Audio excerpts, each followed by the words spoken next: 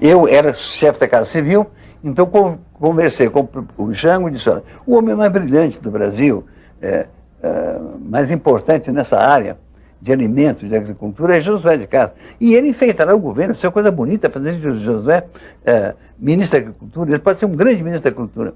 O Jango concordou, eu fui ao Josué e disse, olha, Josué, você vai ser nomeado. Me faça um favor, não diga a ninguém. O que o Josué fez de besteira, ele foi para Pernambuco, contou lá, que ia ser ministro. O que acontece é que imediatamente surgiram os anticorpos. Uma quantidade de politicões foram em cima do Jango, em cima de mim, dizendo, olha, eu sou muito melhor membro do partido, Josué não põe o pé no Brasil, está sempre fora. Então, essa é uma coisa incrível, porque era um complô da mediocridade militante do partido, que achava que eles estavam lá, lutando, e que o José estava sempre fora, de que dar no Ministério José era um absurdo. Então o partido dele, o PTB, impediu que o José fosse nomeado, uma coisa que já estava combinada, ministro da Agricultura. E é de pensar o que o José teria feito. Ele estava um vulcão de ideias, imaginando como fazer uma economia agrícola em que o povo comesse. É muito bom ter uma economia que produz muita soja para engordar pouco no Japão, ou para engordar frango na Alemanha. Mas era preciso ter uma economia que produzisse mandioca, farinha de mandioca, feijão, arroz, o que o povo come. Então o Josué é que ia tentar fazer essa reversão. E pelo reacionarismo do Brasil e também pelos ciúmes dentro do meu próprio partido, ele foi alijado disso, não teve essa oportunidade, e o Brasil não teve a oportunidade de pegar o mais brilhante homem desse campo e fazer dele o seu ministro da Agricultura, que é o ministério encarregado de ter comida farta em cada casa todo dia, coisa que nós estamos longe de conseguir.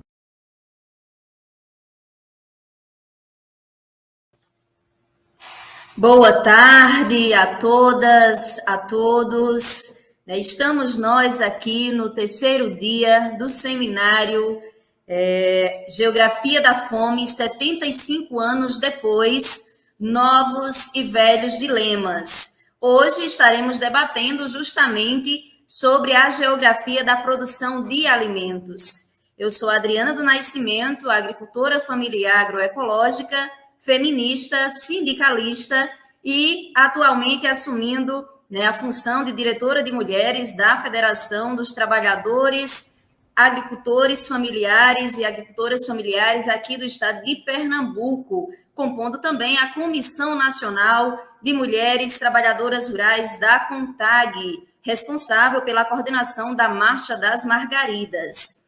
Então, o Brasil, como sabemos, é um dos maiores produtores e exportadores de alimentos do mundo, ao mesmo tempo que convive nessa situação de fome, voltando muito fortemente nesse tempo de pandemia, principalmente ao mapa da fome. Então, hoje vamos estar justamente analisando esses fenômenos, por que isso ocorre, apesar de parecerem contraditórios, mas tem uma correlação aí, que hoje vamos estar entendendo um pouco mais do que significa isso, E para fazer esse debate, a gente vai ter uma pergunta geradora, Essa pergunta se dará porque ao longo da história que transformou o Brasil nessa potência agrícola que conhecemos, a insegurança alimentar e nutricional continua existindo. Então, essa será a pergunta geradora, debatedora, de hoje, E vamos estar, é claro, trazendo também essa abordagem do modelo de desenvolvimento que a gente tem implementado, agroindustrial no nosso país, claro, as principais crises ambientais globais que vivenciamos, também trazendo mudanças climáticas, perca da biodiversidade, disponibilidade hídrica e, é claro, por que ainda há essa persistência da pobreza e por que ainda há tantas desigualdades no meio rural. E vamos convidar a você que está aqui conosco para que possa fazer uma visita ao site deste seminário, especialmente durante esse período que estamos fazendo esses debates, trazendo essa temática que se faz tão presente e que não é de hoje. Então, a gente convida para que possa entrar no site, né, verificar toda a programação, inclusive, que ainda há, né, muito já se foi discutido nesse espaço, mas ainda tem muito tema para a gente poder dialogar, debater, né, e lá a gente vai encontrar também essa linha do tempo, né, sobre as políticas públicas, né, que estão aí dialogando durante aí, ao longo desses 75 anos de combate à pobreza, de combate à fome. Então, como é que está relacionado, né, essa linha do tempo, nessa narrativa aí, né, da fome no nosso país, da insegurança alimentar e nutricional. Então, entra lá no site, né, temos aqui o nosso canal do YouTube também, que vai estar sendo colocado, né, aí no chat, no bate-papo do YouTube, Geografia da Fome.fsp.usp.br. Então, entra também lá no canal do YouTube para poder ter acesso a todos esses materiais. E, é claro, este seminário é uma realização da Cátedra Josué de Castro de Sistemas Alimentares Saudáveis e Sustentáveis da USP, em parceria com a SEBRAP, IDEC, Imaflora, Instituto Fome Zero, o Nupens da USP e Rede PESAN, e conta também com o apoio da Fundação Reichsbou, né, do Instituto Clima e Sociedade e do Instituto Ibirapitanga. Então, teremos hoje 4 apresentações, né, cada debatedora e debatedor, né, farão essa explanação em 15 minutos. Ao final, como de costume, né, nas nossas transmissões, né, nessa interação, a gente vai abrir sim para o bate-papo, né, para a tiragem de dúvidas. Então, ao decorrer das apresentações, pode aí interagindo pelo bate-papo, colocando sua dúvida, deixando seu comentário, a sua contribuição para com esse debate, que ao final a nossa equipe, né, que está no apoio, no suporte, vai estar repassando essas perguntas e vamos poder estar ouvindo, né, as nossas debatedoras, os nossos debatedores nessa tarde de hoje. Então, convidamos também que possa estar compartilhando, né, o link desse seminário, desse tema tão importante, que é o tema da fome, né? Somos aqui ou quem produz alimentos, ou quem precisa dele, né, desses alimentos para sobreviver. E a gente tem que fazer esse debate com toda a sociedade. Então, né, pessoas que se somam nessa luta, que estão junto conosco nesse debate, vamos convidar agora, né, a nossa primeira convidada, né, vamos ouvi-la, ela, a companheira Ana Chama, que é pesquisadora do Grupo de Políticas Públicas da Exalc, da USP, é mestra em Solos e Nutrição de Plantas pela Exalc, também engenheira sanitarista e ambiental pela Universidade Federal de Santa Maria. Ela que tem experiência em geoprocessamento e análise de dados, com foco nas temáticas uso da terra, impactos ambientais e alimentação. Seja bem-vinda, companheira Ana, a palavra é contigo. Muito obrigada, Adriana. Boa tarde a todas e todos aqui presentes que estão nos acompanhando nesse evento. Para mim é uma honra estar aqui do lado de tantas pessoas tão experts nesse assunto. Então, hoje eu estou aqui para apresentar para vocês um pouco das transições da agropecuária no Brasil, né? E tentar mostrar de uma forma bem geral, assim, e breve, o que aconteceu desde 1940 até os dias de hoje, focando na produção de alimentos. Então, eu trouxe um contexto inicial bem do passado mesmo, para a gente tentar começar a compreender como que esse setor agropecuário ele veio se desenvolvendo no Brasil, né? E essa história começa muito antigamente. Logo com a chegada dos europeus, né, no país, o primeiro ciclo que teve foi o pau-brasil, e o primeiro ciclo agrícola realmente foi o da cana-de-açúcar, isso no século XVI. E sempre foi esses ciclos econômicos, né, que privilegiavam algumas culturas em decorrência de outras e focando nessa economia, então, primária exportadora, né? No geral, nesse período todo, desde o século XVI até hoje, no geral, a economia do Brasil é assim, né? Primária exportadora, ou seja, produz alguns itens aqui para atender a grande demanda externa. Então, século XVI, a cana-de-açúcar, no século XVIII, o ciclo do ouro, né, da mineração, no século XIX, o ciclo do café, que então o Brasil foi o maior produtor e exportador de café, né, mundial, e chegando à crise de 1929, né, crise mundial que afeta a produção aqui no Brasil, afeta a economia, afeta a política, então todo esse contexto também eles vão se alterando com o passar do tempo e com essas alterações no cenário. No século XX, tem o grande ciclo da borracha, né, das seringueiras, mas também nesse século XX, o Brasil passou por um processo de industrialização muito forte.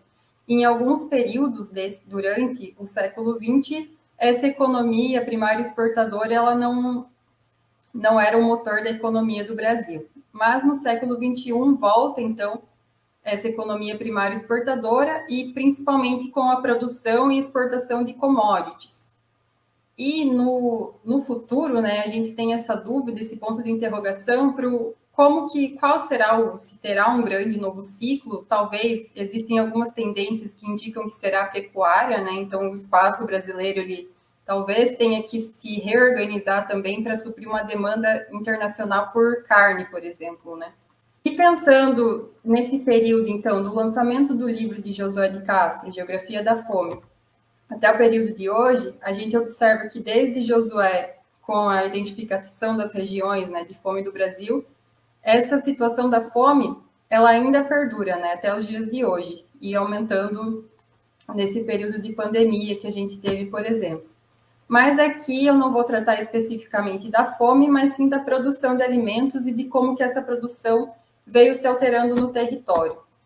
Pegando uma linha do tempo bem geral também, super breve, assim, trazendo alguns dados, a gente parte de um país em 1940, década de 40 a 50, quando o livro foi lançado, até 2017, essa data por conta dos dados do Censo Agropecuário, a gente percebe, então, a passagem, né, de um Brasil importador de alimentos, deficitário na produção agrícola, para um Brasil, hoje em dia, protagonista mundial da produção de grãos e da pecuária, por exemplo, e um grande exportador de alimentos, né? Contudo, a situação da fome ainda se mantém. Então, alguns dados, em 1940 eram 1,9 milhão de estabelecimentos, em 2017 5 milhões, 195 milhões de hectares em 1950 e 40, 351 milhões de hectares nos dias de hoje, e um contexto totalmente diferente, né? Em 1940, 50, a população era predominantemente rural, e hoje a população é predominantemente urbana, né? Cerca de 85% da população vive em grandes centros urbanos.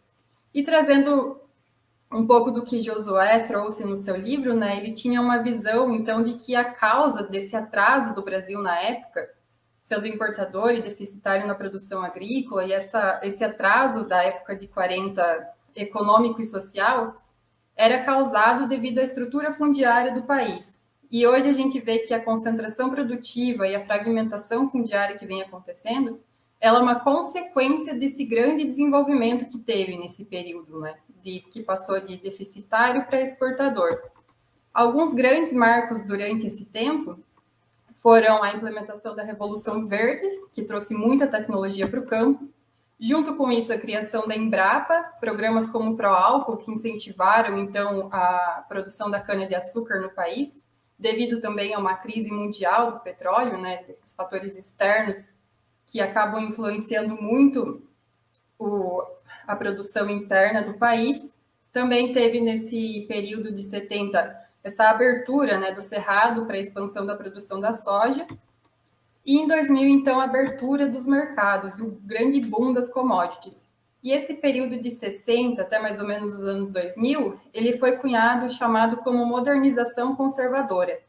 Por que conservadora, né? Porque além desse grande grande avanço tecnológico que houve no campo, desse grande avanço de produtividade de algumas culturas, da soja, da cana-de-açúcar, do milho, arroz, feijão. Além de tudo isso, não houve uma mudança estrutural, né, nessa distribuição de terras, por exemplo. A distribuição de terras no Brasil continua ainda muito desigual, né? Pegando o índice de Gini, analisando ele, o índice era 0,83 em 1940 e 0,85 em 2017, ou seja, quase não houve alteração.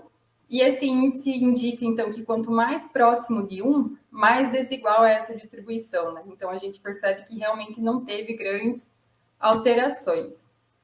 Analisando, então, os dados, esses dados todos, a partir de agora, eles vão estar num relatório que será lançado agora em meados de dezembro, que foi realizado com o GPP e o Imaflora.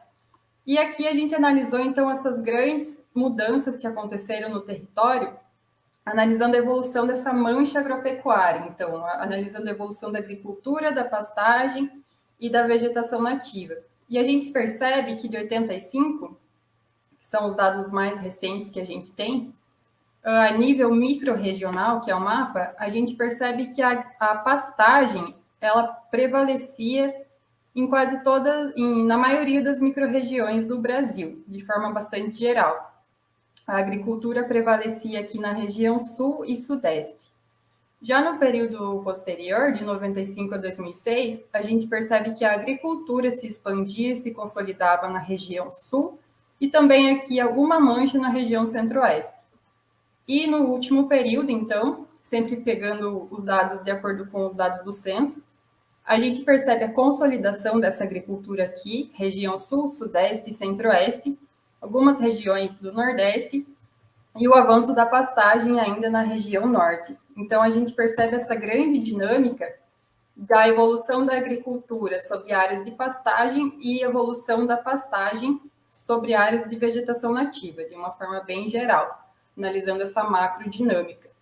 E um dado interessante é que, apesar também desse grande avanço no campo que ocorreu nesses últimos 70 anos, ainda há incorporação de terras a uma taxa mais ou menos constante. De 1940 até 2017, cerca de 2 milhões de hectares foram incorporados nessa mancha agropecuária por ano. E analisando, então, a gente viu essa macrodinâmica e a gente queria entender o que acontece dentro de cada cultura, como que acontece essa expansão ou não de terras, né? Então, eu trouxe 2 casos aqui para nós.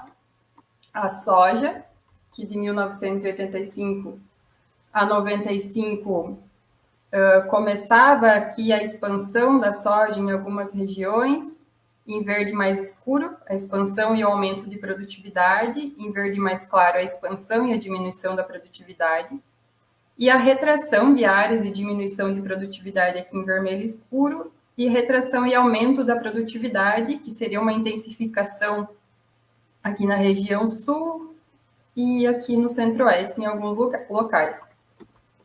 No período seguinte, a gente vê a expansão ainda maior, com o aumento de produtividade, e de 2006 a 2017, a gente percebe realmente essa tendência no território aqui, se expandindo até para regiões aqui do norte e nordeste, aqui no Mato Piba, né, no Tocantins.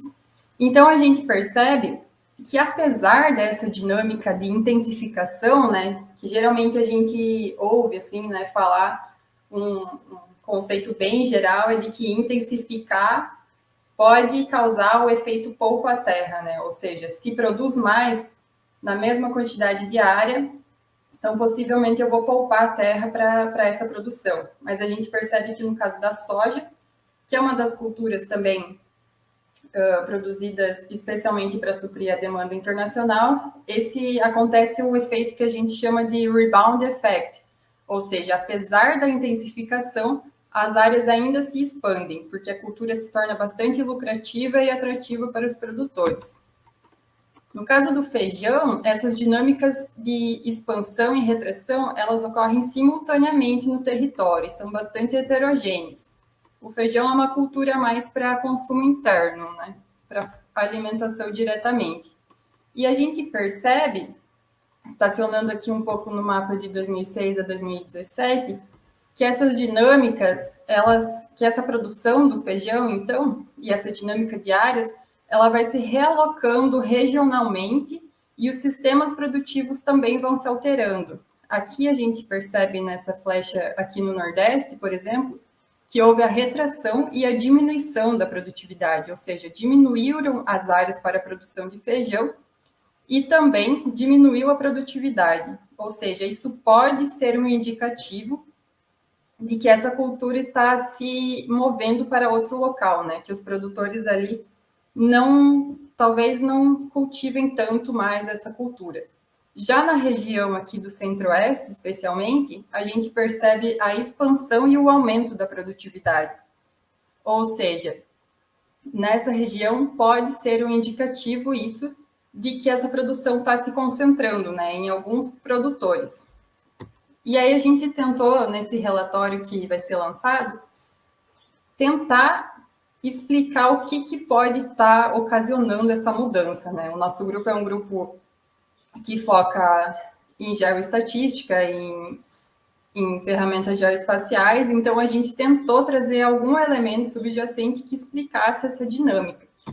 E a gente trouxe, então, esse índice, essa variável área média, né? Ou seja, a área média dos estabelecimentos rurais, das lavouras temporárias. No caso, soja e feijão são temporárias, então nós utilizamos esse dado. E a gente percebeu que a área média aqui, essas áreas em verde, né, verde escuro, verde um pouquinho mais claro, é onde houve o aumento da área média das propriedades. E aqui em vermelho, laranja e amarelo é onde houve a diminuição da área média das propriedades. E essa dinâmica, ela vem sendo percebida e ela acontece porque cada vez mais a escala de viabilização econômica se torna maior, ou seja, eu preciso de uma área maior para que essa produção seja viável. O produtor precisa cada vez mais comprar intensivos agrícolas, por exemplo, e se inserir dentro de uma cadeia, precisa de maquinários, e isso exige que ele tenha uma área maior, e acaba ficando um pouco inviável para produtores pequenos. Então, a gente pode ver uma dinâmica que pode ser um indicativo, né? A gente não...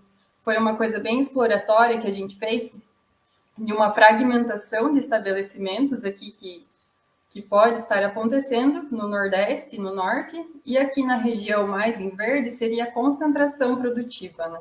Que esses agricultores ficam mais especializados e mais concentrados.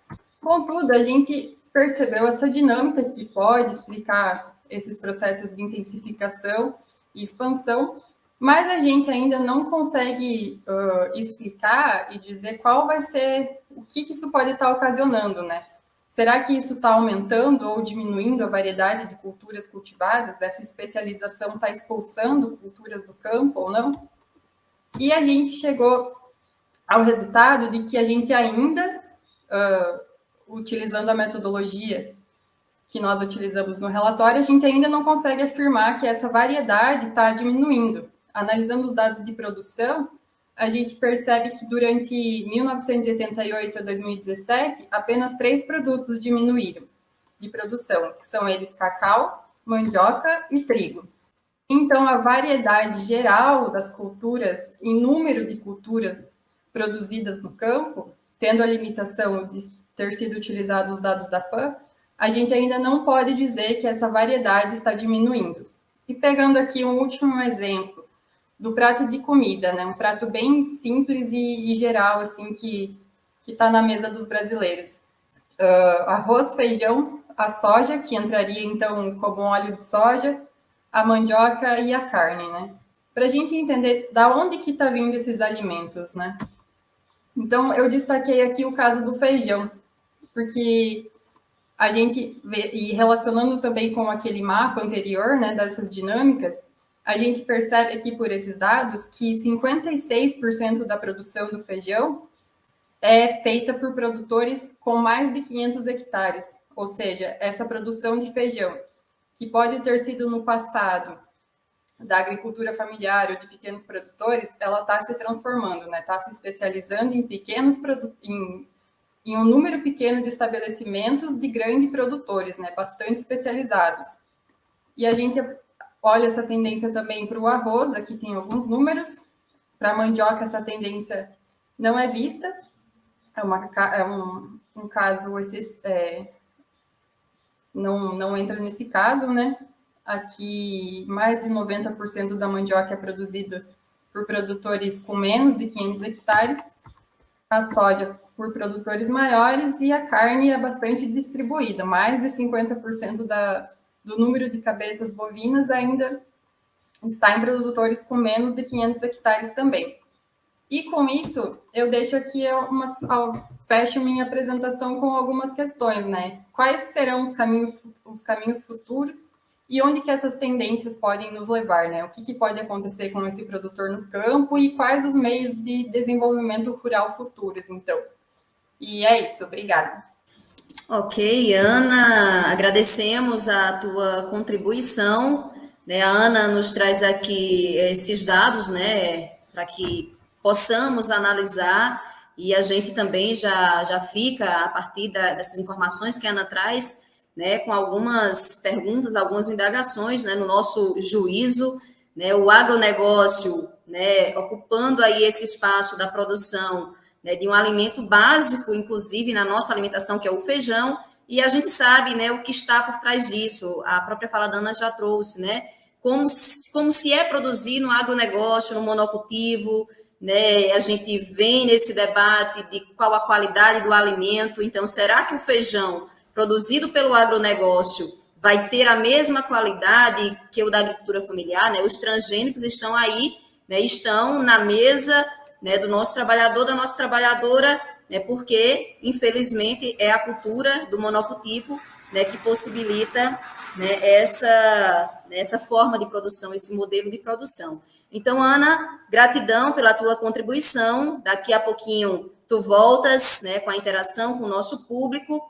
E agora a gente passa para uma outra, né, grande contribuição na nossa tarde de hoje, no terceiro dia, né, que estamos, né, realizando o seminário que trata da geografia da fome 75 anos depois, né, trazendo novos e velhos dilemas. E hoje o debate é justamente vendo essa geografia da produção de alimentos. E quem vem, né, nos trazer mais elementos, mais informação sobre essa temática, agora conosco, né, ele, né, o companheiro Arilson Favaretto, ele que é professor adjunto de Análise Econômica para Ciência e Tecnologia da Universidade Federal do ABC, também pesquisador, colaborador do Centro Brasileiro de Análise e Planejamento, a SEBRAP.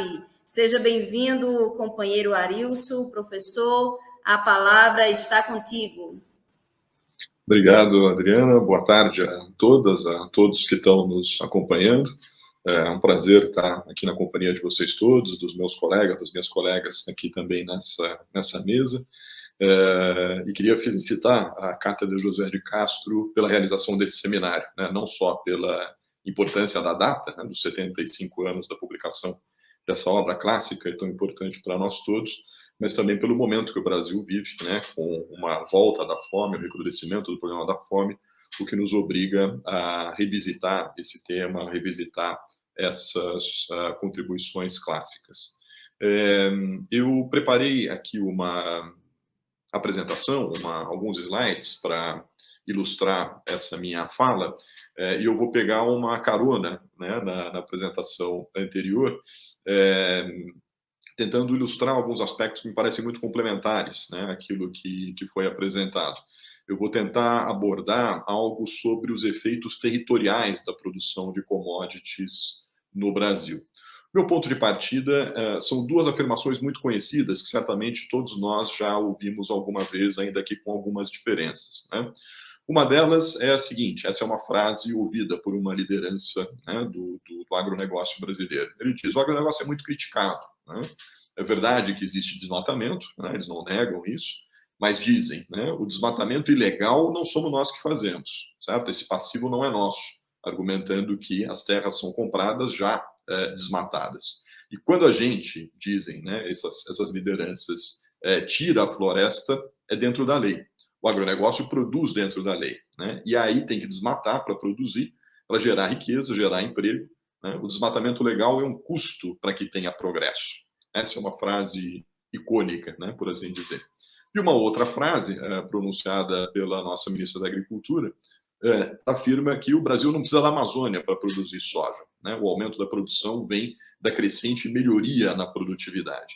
Então, a pergunta que eu faço, que é o meu ponto de partida para essa exposição, é: será mesmo que essas duas afirmações são verdadeiras, né? Ou seja, quem é que desmata? Esse desmatamento é mesmo ilegal, né? E a segunda pergunta é: quais são os vínculos que existem entre desmatamento, produção de riquezas e de progresso? Me parece importante a gente discutir essas duas questões, porque uma boa parte da sociedade vê o agronegócio brasileiro com bons olhos, porque confia nesse tipo de argumentos que foram apresentados. Então, em função disso que eu e colegas que trabalham comigo, a gente tem se dedicado, nos anos mais recentes, a realizar um conjunto de estudos que procuram colocar em questão essas duas afirmações. Temos tentado realizar estudos que tragam evidências que nos permitam dizer até que ponto essas afirmações, em cima das quais o agronegócio constitui uma boa dose da sua legitimidade pública, em que medida essas evidências sustentam de fato essas afirmações. Então, eu começaria dizendo, essas duas afirmações representam uma meia-verdade, né? Esse gráfico da direita, vocês podem observar aqui, né, nas linhas verde e azul, o aumento, né, da produção e da produtividade. De fato, elas aumentaram 5 vezes nas últimas décadas. Mas não é verdade que a área plantada, né, e a primeira apresentação mostrou isso de maneira ainda mais clara do que eu vou dizer agora, ainda que num ritmo menor, o aumento da área plantada também tem acontecido, né? E mais ainda, se é verdade também que durante um tempo, como a primeira metade desse gráfico mostra, né, perdão, como a segunda parte aqui desse gráfico mostra, a gente continuou tendo um aumento da produção e da produtividade, mesmo com redução do desmatamento, o que diria, então, é verdade que é possível aumentar a produção e a produtividade sem desmatar. Nos anos mais recentes, a gente vê justamente o contrário, né? A gente tem uma volta acelerada do desmatamento, o que revela, então, que apesar de todo esse ganho de produtividade, sim, isso se faz acompanhado da expansão da área e de desmatamento. Quanto à ilegalidade, eu não vou entrar nesses detalhes, né? O nosso colega Raoni Rajão publicou recentemente um artigo brilhante sobre esse tema, no qual ele mostra que pelo menos 1/5 das exportações brasileiras de soja estão, sim, ligadas ao desmatamento ilegal, embora apenas 2% dos estabelecimentos agropecuários respondam por 60% do desmatamento ilegal no Brasil. Então, esses dados mostram que a realidade é muito complexa, ou seja, é verdade que uma parte do agronegócio não desmata, mas também é inegável, não é, que uma parte expressiva dessa riqueza que vem sendo produzida pelo agronegócio brasileiro carrega consigo as marcas do desmatamento. Ficam, então, aí duas perguntas, não é? Se o desmatamento não é necessário para a produção, para o aumento da produção, por que ele continua? E a segunda pergunta é: será que é mesmo verdade que a expansão do agronegócio significa progresso? Nós tentamos responder a essas duas perguntas por meio de um estudo de caso que foi publicado num pequeno livro, um livro muito simples que nós lançamos há 2 anos atrás, tendo como foco o Mato Piba. Por que o Mato Piba? Porque é uma região vitrine do agronegócio no Brasil. E, nesse estudo, nós mostramos pelo menos 3 evidências sobre pelo menos 3 aspectos que me parecem importantes para responder essas duas questões. O primeiro deles é que, quando a gente olha para o conjunto dos municípios do Mato Piba, nós poderíamos dizer que há muito mais pobreza e desigualdade do que riqueza e bem-estar nos municípios do Mato Piba. Nós fizemos uma tipologia, né, comparando riqueza e bem-estar nesses municípios, e o que a gente observou é que dos 337 municípios do Matopiba, em apenas 45 deles, a gente tem uma produção de riqueza acompanhada de uma expressiva melhoria nos indicadores de bem-estar. A gente tem muita riqueza e indicadores sociais acima da média de cada um dos respectivos 4 estados. Mais do que isso, nós temos 67 municípios nos quais há altíssima produção de riqueza, mas os indicadores sociais são piores do que a média dos respectivos estados. E o que predomina no caso do Matopiba é o 4º grupo aqui, formado por 196 municípios, nos quais nem há produção de riquezas e nem há indicadores sociais melhores do que a média. Então, o que nós queremos chamar a atenção com esse slide é essa ideia de que se produz riqueza associada à melhoria da qualidade de vida da população, ela é a realidade para pouco mais de 10% dos municípios do Matopiba. Uma segunda constatação a que a gente chegou mostra que isso não é só uma questão de tempo, é também e principalmente uma questão de modelo. Porque um argumento que se usa para refutar a afirmação anterior que eu fiz é dizer o seguinte, não, mas isso ainda é concentrado em alguns poucos municípios, mas aos poucos a produção vai se irradiar para o entorno e aí os indicadores dos outros também vão melhorar. E o que a gente mostrou, então, é que isso não é verdade, né? Nós fomos nos campeões da produção de soja no Matopiba e a gente mostra que para cada Luiz Eduardo Magalhães, uma das chamadas cidades do agronegócio, a gente tem várias Formosas do Rio Preto, que também é uma campeã de produção, mas com indicadores sociais muito piores do que a média do estado da Bahia. A mesma coisa acontece no estado de Tocantins, né? A gente tem um município típico das chamadas cidades do agronegócio, Pedro Afonso, mas temos várias Campos Lindos, municípios também campeões da produção de soja, mas com indicadores ruins. No Piauí, a mesma coisa. Alguns poucos municípios parecidos com Bom Jesus, com bons indicadores de produção e bons indicadores sociais, e vários municípios, como Baixa Grande do Ribeiro, que são exímios produtores de riqueza, mas com indicadores sociais muito piores do que a média do estado. Terceira constatação importante a qual nós chegamos. Há um risco de que no próximo período, né, a gente tenha uma depleção ainda maior dos recursos naturais. E isso está relacionado a quê? O que nós temos visto agora no período mais recente é um movimento de crescimento muito expressivo dos custos de produção, né? Na primeira fala já foi apresentado algo nessa direção, né, com aquela ideia de que há necessidade de que se expanda a área dos estabelecimentos para continuar sendo competitivos. Muito bem, o que nós estamos vendo é que provavelmente nos próximos anos isso deve se intensificar ainda mais, né? E essa dificuldade de competição nas áreas mais importantes para a produção de soja pode ocasionar o quê? No caso do Matopiba, essas são duas fotos típicas daquela região, né? Aqui nós temos as áreas de produção da lavoura, nas áreas altas, as chamadas chapadas, e aqui na foto de baixo, as áreas baixas, os baixões, onde ainda está a agricultura familiar e as populações mais tradicionais. Com essa pressão sobre a margem de lucro, o que é que os agricultores dessas áreas altas aqui de produção de soja têm feito? Eles têm dito que vai ser necessário promover integração com pecuária, mas a integração com pecuária não vai ser feita nessas áreas altas. Se for feita, ela vai ser feita nessas áreas baixas, o que certamente vai ocasionar mais conflitos fundiários, vai ocasionar mais deslocamento de comunidades tradicionais e mais impactos sobre os recursos hídricos, porque é aqui que correm os rios, não é? Dessa região. Mais ainda, essa pressão pode resultar num outro aspecto tremendamente importante. Eu tenho aqui duas frases. A primeira delas é de um agricultor do Matopiba que eu entrevistei. E eu perguntava a ele, mas o que vocês vão fazer se ficar impossível competir com esse aumento dos custos da produção aqui? E a resposta dele era a seguinte, ele me diz, a gente tenta compensar esse aumento do custo com melhoria da produção e produzindo mais. Melhores insumos, integração com pecuária. Se não for suficiente, eu vendo a terra aqui na Bahia, que está muito valorizada, e com esse dinheiro eu compro 3, 4, 5 vezes mais terras lá para frente. É assim que a gente toca a vida, meu pai fez assim, meu avô fez assim, se precisar eu faço assim também. Muito bem, muitos de vocês devem ter visto recentemente o lançamento de uma iniciativa chamada A Macro, que promete ser uma espécie de Matopiba na Amazônia, ali na confluência das fronteiras do estado do Amazonas com Acre e com Rondônia. Obviamente, ela vem associada à ideia projeto de desenvolvimento sustentável. Mas aqui ao lado nós temos uma frase do presidente da Federação da Agricultura no Acre, que é muito emblemática, né? Ele diz: desmatamento para nós é sinônimo de progresso, por mais que isso possa chocar as pessoas.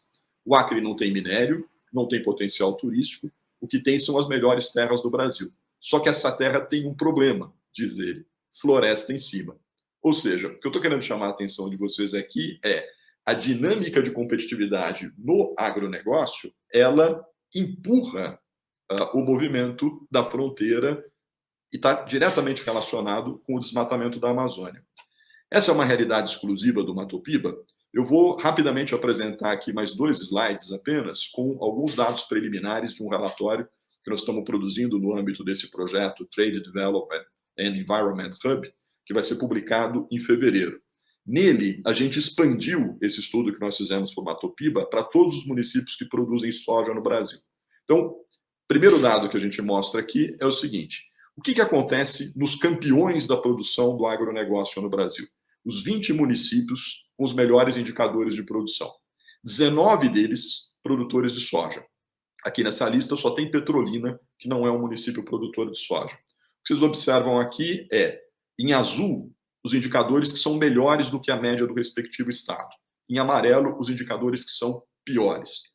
Então, desses 20, vocês podem notar que a desigualdade só é melhor do que a média do respectivo estado em 4 lugares. Ou seja, onde há predominância da produção de soja, há mais desigualdade predominantemente. Na segunda coluna, o mesmo sobre a pobreza. De 20 municípios, em 7 deles, nós temos indicadores melhores do que a média do estado. Mas em 2/3 dele, pior. O único indicador que aparece um pouco melhor aqui é o desemprego, mas isso tem a ver também com uma dinâmica de deslocamento da população, sobre a qual a gente pode conversar depois.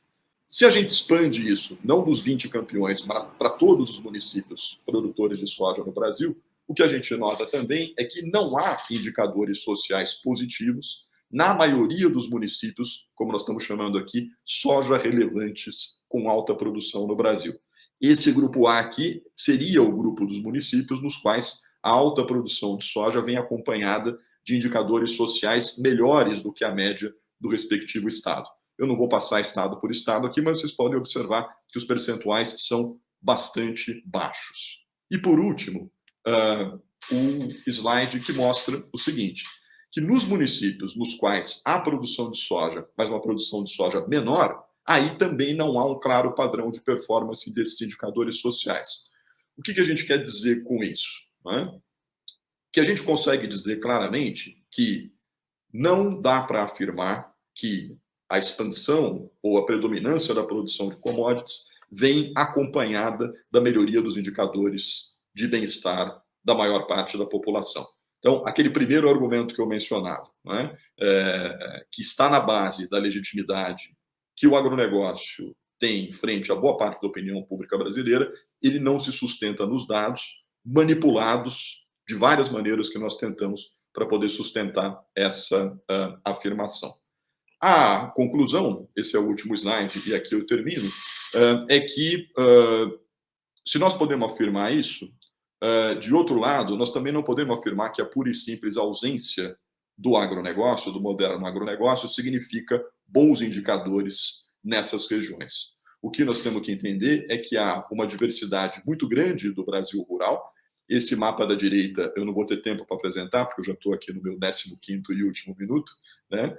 Essa diversidade, esse mapa é resultado de um outro estudo que nós vamos publicar também em fevereiro, em que a gente tenta tipificar as regiões rurais brasileiras, mas eu só queria chamar a atenção para um ou dois aspectos aqui. O primeiro deles é, notem como esse mapa da esquerda é o mapa dos municípios soja relevantes, e aqui nós temos, nesse mapa da direita, essa diversidade regional. Então, nós temos municípios soja relevantes também aqui nessas áreas azuis, que são áreas típicas da produção familiar brasileira. Nós temos problemas gravíssimos de fome e de indicadores sociais nessa área branca que ainda não é afetada pela produção da soja, nas quais estão essas regiões em laranja e amarelo, que são as regiões que ainda têm uma importância também muito grande da agricultura familiar e da agricultura familiar mais vulnerável. Ou seja, a conclusão a que a gente chega é que, para enfrentar o problema da fome e para se ter modelos de desenvolvimento rural mais inclusivos e sustentáveis, é necessário uma agenda complexa para o desenvolvimento brasileiro, na qual esteja no centro uma boa reflexão sobre para onde nós queremos, nos próximos 20 ou 30 anos, caminhar em termos de uso dos nossos recursos naturais e, principalmente, nós precisamos de uma agenda que trate de maneira afirmativa essa diversidade das regiões rurais brasileiras. O Brasil rural brasileiro não se resume ao agronegócio, mas ele também não se resume somente a uma dicotomia entre o que é agronegócio e o que não é agronegócio. Há uma heterogeneidade muito grande sobre a qual nós ainda precisamos refletir bastante. Essas são as ideias que eu queria deixar sobre a mesa. Obrigado, desculpe ter passado 2 minutinhos aí do tempo, Adriano.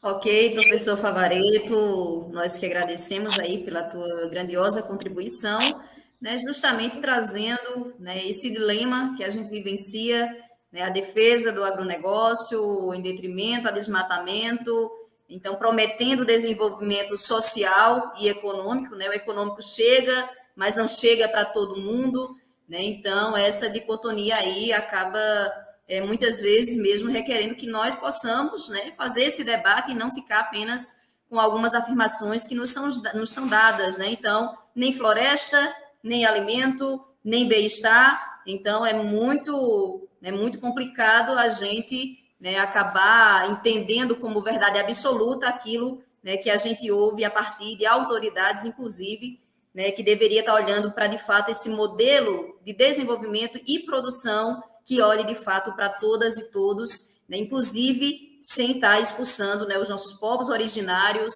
né, a nossa agricultura familiar, de onde sempre esteve, né, produzindo alimentos de qualidade. Então, muito obrigada, professor. Né? Agora, a gente parte para um outro momento, também importantíssimo, né, com mais contribuições. Agora, vamos ouvir, né, o nosso terceiro convidado, ele, o professor Walter Bellick, né, professor titular aposentado do Instituto de Economia da Unicamp e também pesquisador do CNPq. Também foi coordenador do NEPA, né, o Núcleo de Estudos e Pesquisas em Alimentação da Unicamp. Também coordenou, né, a iniciativa aí latino-americana e caribenha, Sem Fome, né, projeto conduzido pela FAO, também conselheiro do CONSEA. Atualmente, ele é membro do Conselho do Banco de Alimentos da Associação Prato Cheio, em São Paulo, e diretor do Instituto Fome Zero. Aposentado nada, né, professor? Aposentado só no nome, porque o tanto de missão que tem aí nesse nosso Brasilzão não cabe nessa descrição. Professor, muito obrigada, seja bem-vindo. É contigo que está a palavra. Oi, Adriana, boa tarde a todos e todas. Para mim é uma grande satisfação estar aqui nesse debate. Eu queria parabenizar a Cátedra Josué de Castro pela realização do seminário nessa data importante, que são 75 anos da Geografia da Fome. A gente não poderia ficar sem esse debate, baseado num livro que mudou um pouco a história da discussão sobre a fome no mundo.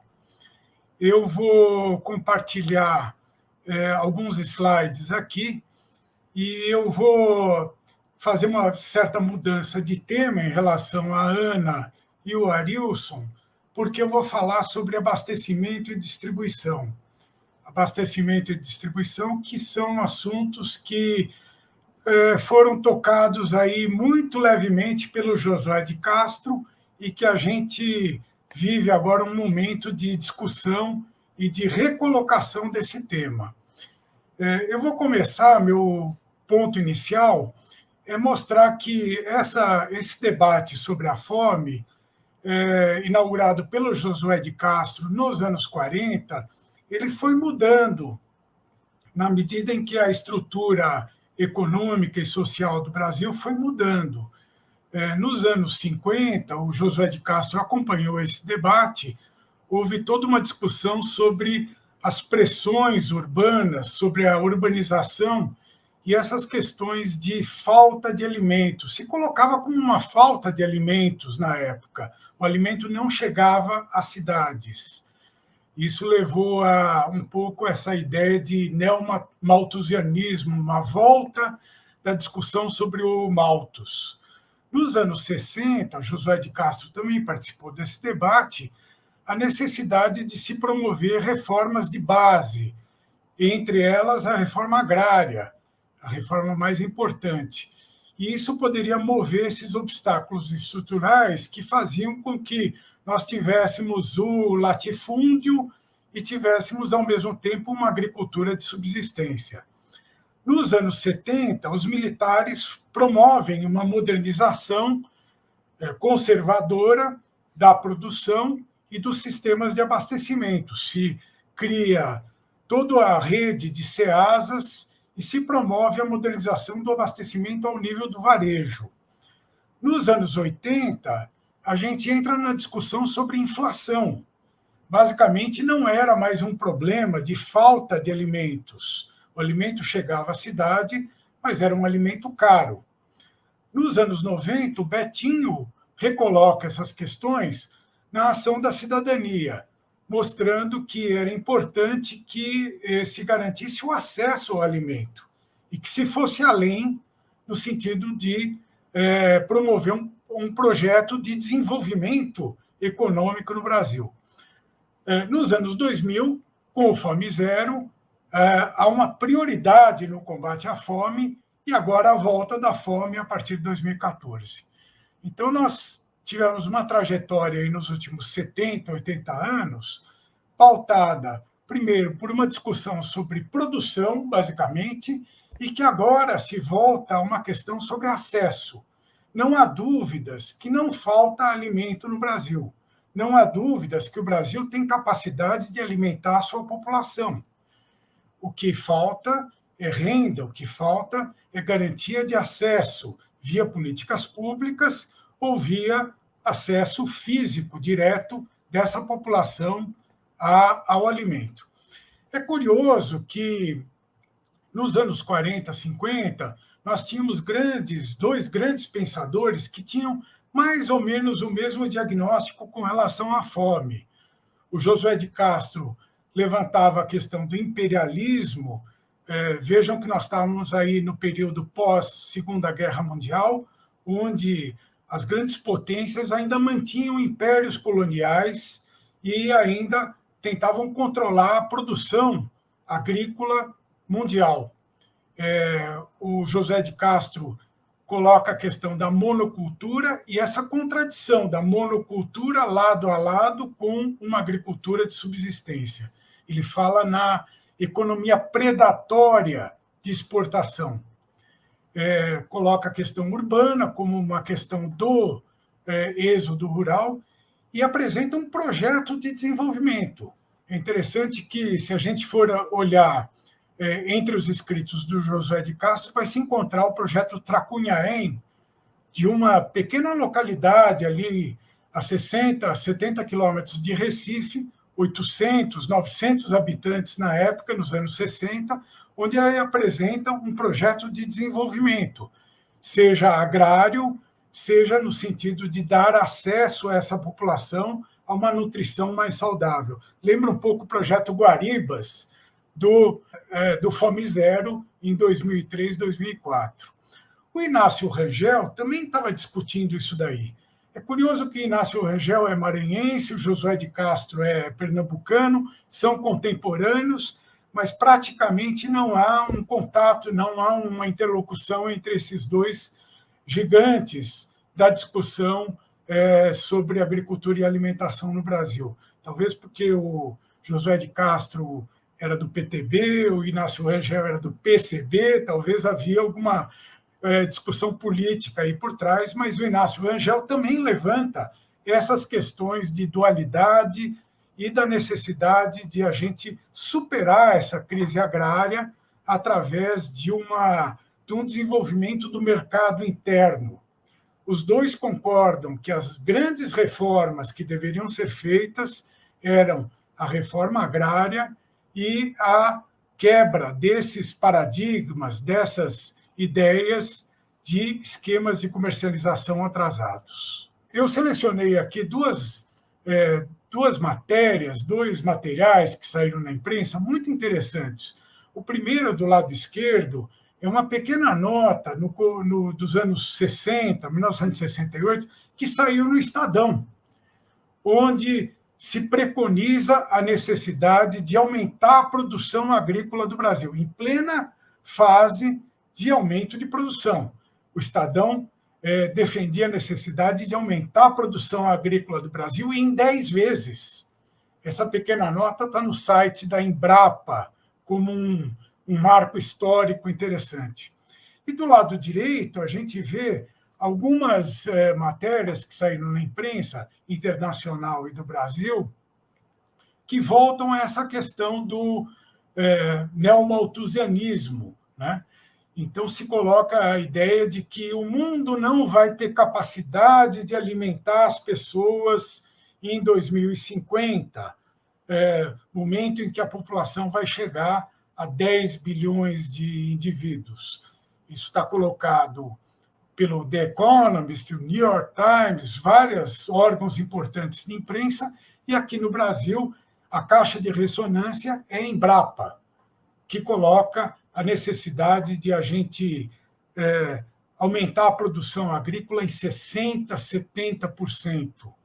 Até recentemente, o nosso presidente disse que o Brasil tem capacidade de alimentar 1 bilhão de pessoas no mundo. Então, essa ideia de aumento de produção está presente ainda no dia a dia. Ora, o que mudou na produção agrícola nos últimos 75 anos? Se a gente pegar os dados de 1940 e 1949, 50, a gente tem que a produção estava altamente concentrada em poucas culturas.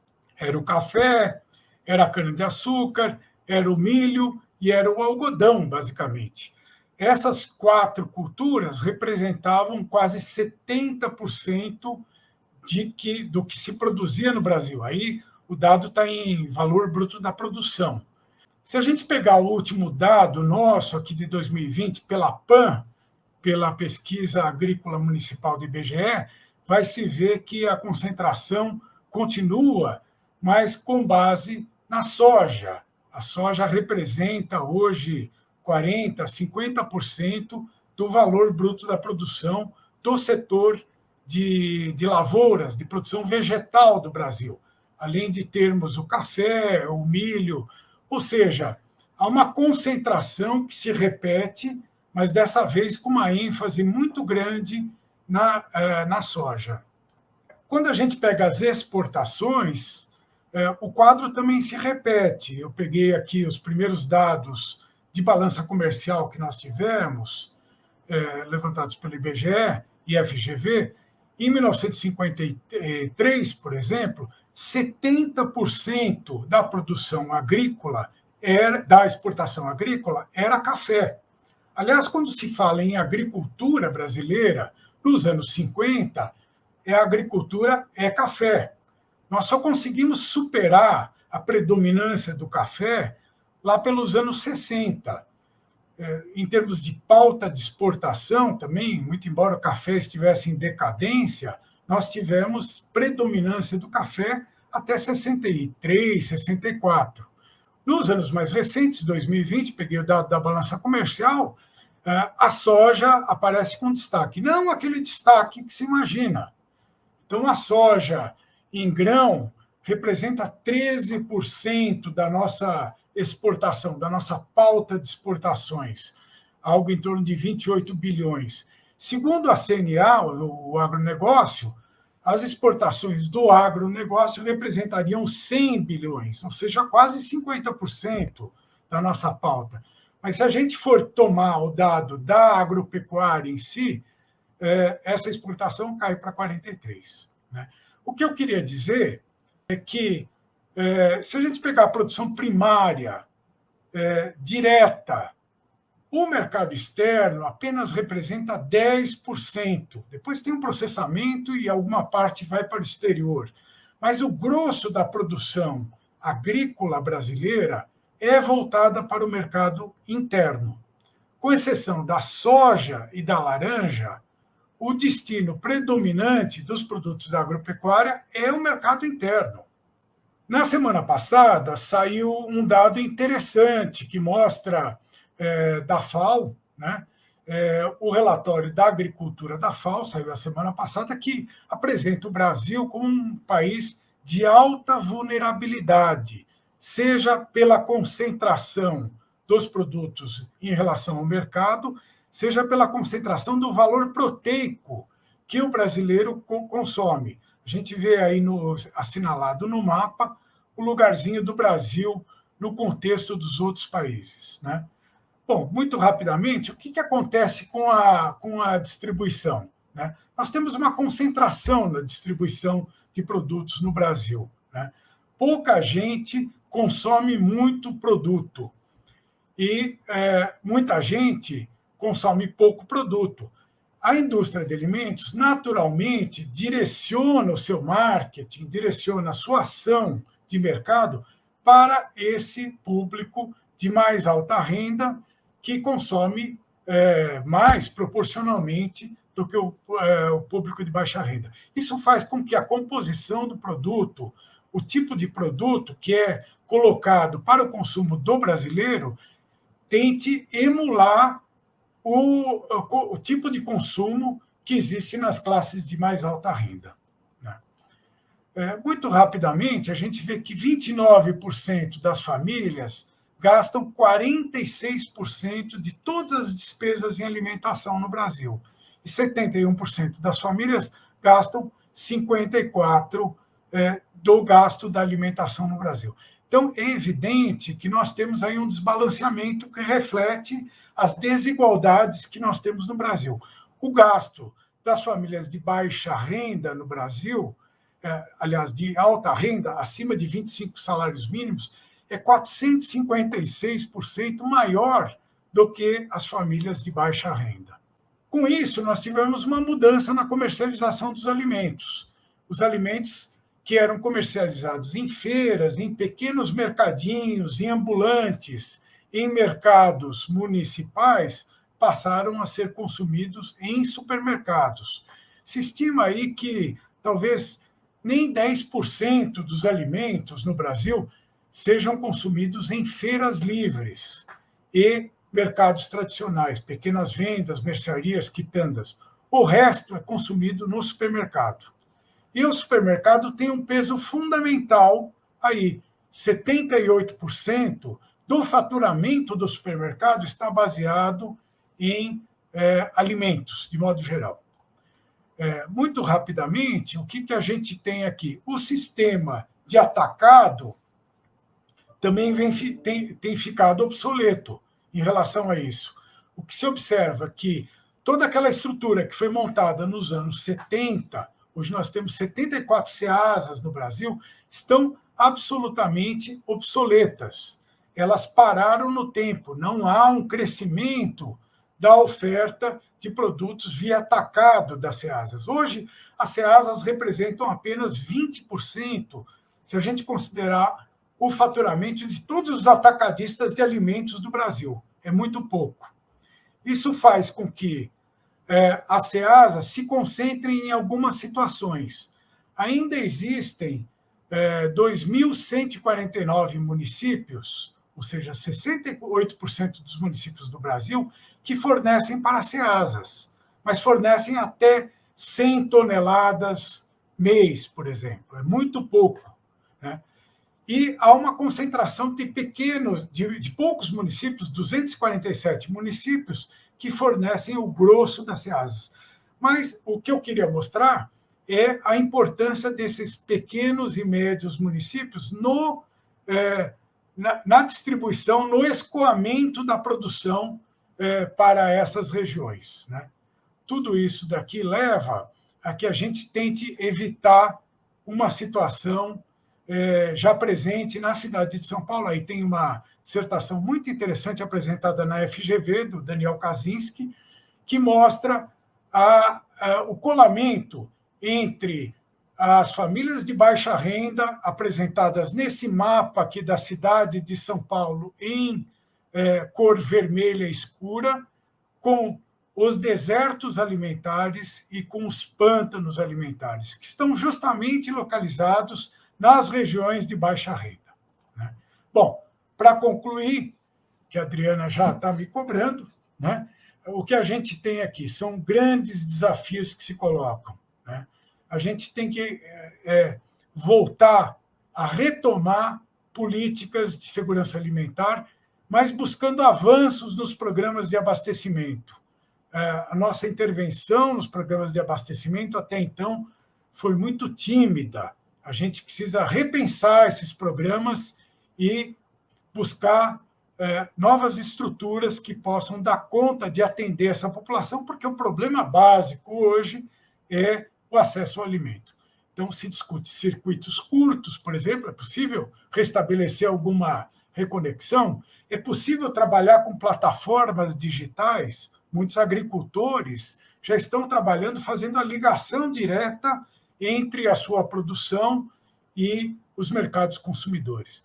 E, finalmente, levando em conta essas questões da modernidade da distribuição de alimentos, que seja certificação, rotulagem, a necessidade de ter um consumo regional e educação alimentar. Eu vou ficar por aqui, agradeço e peço desculpas por ter extrapolado o meu tempo, mas me coloco à disposição. Obrigado.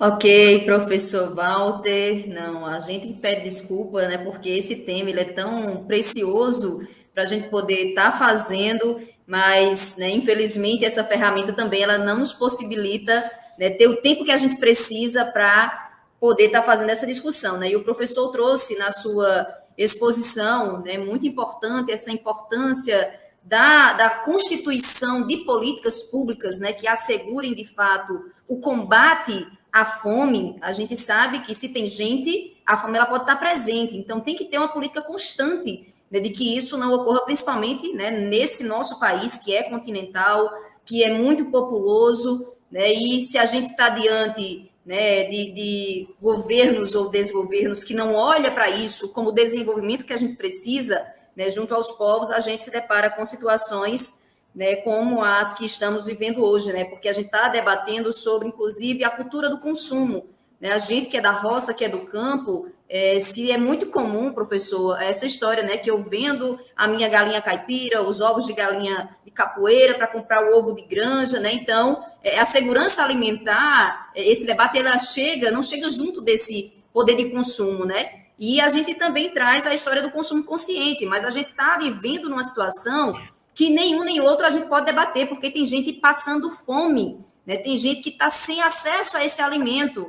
Então, é muito importante, né, o que nos traz em relação a essas políticas públicas estruturadas e estruturadoras, né, que garantam a nossa população, já que estamos num país produtor, né, de recordes aí, né, de produção em algumas culturas, mas que, infelizmente, isso não reflete, né, na vida de boa parte do nosso povo. Então, obrigada, professor. Fique por aqui, né? Daqui a pouco a gente vai voltar com você, com o professor Arilson e a professora Ana, porque ainda temos mais uma debatedora, né? Mais uma companheira que vai, nesse momento, também, né, trazer suas contribuições para esse debate, né? E ela que vem junto conosco trazer elementos que, inclusive, eu estou, professora, né, Maria Emília, né, eu vou dizer professora porque muito nos ensina, né, quando está junto conosco fazendo esse debate. Então, né, eu quero sim, né, ouvi-la, né, e com certeza vai trazer, né, o que tem, né, tudo isso, toda essa relação também com esse lugar, esse debate que a gente tanto preza, né, e tem lutado, que é o debate da agroecologia. Então, a nossa convidada, Maria Emília Lisboa Pacheco, né, ela que é assessora da FASE, Solidariedade e Educação, também integrante dos núcleos executivos da Articulação Nacional de Agroecologia, ANA, e também do Fórum Brasileiro de Soberania Alimentar e Nutricional, Segurança Alimentar e Nutricional, o FPSAN. Então, Maria Emília, é um prazer mais uma vez, né, estar aqui aprendendo contigo, né? Já tivemos aqui vários aprendizados hoje, né? Os professores, né? A Ana esteve aqui conosco. Então, você fechando aí né, esse ciclo, né, de exposição, de debate, para a gente poder, inclusive, né, ir para a interação com o nosso público. Então, seja bem-vinda e a palavra está contigo. Boa tarde, Adriana. Muito obrigada. Uma boa tarde para os colegas e a colega aqui da mesa, com suas falas que nos trazem muito o que refletir, né? Muitos aprendizados. Parabéns à cátedra pela iniciativa de realizar esse ciclo de debates tão importante, tão atual, nesse momento de tanta tragédia, de tanta tristeza, de tanta violação de direitos, de tantas medidas autoritárias que nos afastam da democracia. Cabe a mim falar de outro tema conexo. Cabe a mim falar um pouco sobre a agricultura familiar e o que se passa com a disputa da terra e território hoje aqui no Brasil. Nós temos que lembrar, logo como nos diz o censo de 2017, que no Brasil tem cerca de 10 milhões de pessoas ocupadas na agricultura familiar, e o que representa 67% do total de pessoal ocupado na agropecuária no país. E essa estatística nos mostra que 77% dos estabelecimentos ocupam 23% da área total, e que a base da economia local, em cerca de 90% dos municípios no país, que tem até 20 mil habitantes, recebe uma renda dessa população economicamente ativa no país. Eu acredito que, em nome da coerência nossa, que defendemos o direito humano à alimentação e nutrição adequadas, nós precisamos contestar essa visão do país como celeiro do mundo, porque trata-se, então, de uma visão produtivista, a meu ver, que desconhece os impactos ambientais, que nega ou secundariza o papel social, econômico, ecológico de sujeitos históricos que compõem o campesinato no Brasil, que desconhece a produção de desigualdades, aliás, tão bem mostrada pelo Arilson, e que desconhece também que nós precisamos pensar o Brasil a partir de sua geografia, como nos ensina Josué de Castro, né? E também pensar os vários sentidos da alimentação. Eu me lembrei hoje que em 1993 eu escrevi um texto sobre, que eu chamei de O Joio e o Trigo na defesa da reforma agrária. Naquele momento estava em debate no Brasil um programa agrário, e era objeto de debate lá na CUT. E, como proposta desse programa agrário, falava-se novamente em colonização, falava-se na reforma agrária em áreas específicas, como o semiárido brasileiro, mas falava-se, sobretudo, dessa agricultura familiar como uma agricultura muito secundarizada. Usava-se nesse debate desse programa a denominação de pobres do campo, barrados do baile, referindo-se exatamente àqueles segmentos que não haviam se integrado nos chamados complexos agroindustriais, e dizendo que eles ficariam condenados à produção do autoconsumo e, quando muito, oferecendo alimentos para as áreas mais próximas de onde habitava. Eu fiz uma crítica na época, porque caracterizei esse modo de pensar e essas propostas com o que eu chamei de um darwinismo econômico. E tentava mostrar que as lutas, mobilizações dos vários segmentos do campesinato nos falavam com outros sentidos. É verdade que, historicamente, o campesinato esteve e está à margem socialmente, economicamente, sobre ele pesam, inclusive, muitos preconceitos. E não nos esqueçamos que um país escravocrata, que um país dominado pelo patriarcado, essas desigualdades, essas formas de dominação se acentuam e se juntam com a dominação de classe. Mas eu quero fazer um convite, não só para a gente examinar muito rapidamente o que está se passando com a mudança de normativas em relação à agricultura familiar, mas quero realçar também o que se passa com o mercado de terras no Brasil e chamando atenção para uma ampliação do sentido da economia, para o sentido da diversidade desse país, que precisa ser pensado do ponto de vista das suas diferenças étnico-culturais, do ponto de vista da riqueza dos seus ecossistemas, dos seus biomas. Olhando atentamente sobre o que se passa com a configuração da chamada agricultura familiar e as normativas, nós vamos lembrar que a primeira lei sobre a agricultura familiar ocorreu em 2006, e ela é fruto de uma luta para se impor o direito desses agricultores a cederem a crédito, embora de forma crescente. Esse crédito foi ficando também concentrado, e o próprio PRONAF, Programa Nacional de Apoio à Agricultura Familiar, mostrou como, dependendo de critérios, as modalidades de um programa que, mesmo dirigido à agricultura familiar, podem favorecer uma distinção, uma desigualdade interna ao próprio segmento. Mas eu vou pular a história porque quero mencionar o que está se passando hoje. Agora, em 26 de abril de 2001, através do decreto 10.688, o governo decidiu reduzir a exigência, que era de 60%, decidiu reduzir para 50%, a comprovação de agricultores familiares através da declaração de aptidão ao PRONAF, mais recentemente agora com a criação do cadastro, né, da agricultura familiar, reduzir este percentual no quadro de cooperados das cooperativas. Isso significa abrir margem para concentrar a presença, não exatamente lá dos agricultores familiares de um determinado perfil, mas para já favorecer a concentração de agricultores que tenham talvez mais consolidação, né, do ponto de vista econômico. Mas também nos requisitos para o enquadramento do que agora o governo está chamando de unidade familiar de produção agrária, que não se tem tanta clareza do que querem dizer, né?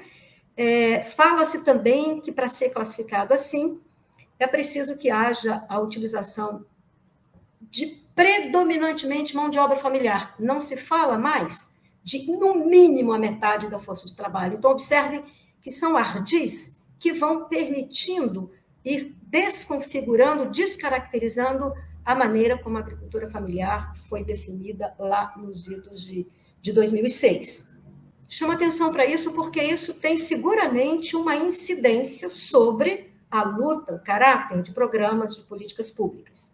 Mas eu quero lembrar, já que mencionei que é fundamental ao falar da agricultura familiar, tratá-la do ponto de vista da diversidade, né, da plurietnicidade que há no país, quero lembrar que a Constituição brasileira tomou decisões a partir de lutas sociais, evidentemente, bastante importantes, não só com o artigo 68, que está incluído, muito curiosamente, em disposições transitórias, que fala do direito do domínio da terra quilombola, e há interpretações que nos dizem que foi para este capítulo de disposições transitórias, porque não se imaginava o quanto há de dívida histórica com os ex-escravos, com as comunidades, com a resistência à luta de quilombolas no país, que, lamentavelmente, não tem tido as terras tituladas. Houve uma interrupção dessa história, porque, como eu disse, é, de fato, um contexto de violação de direitos.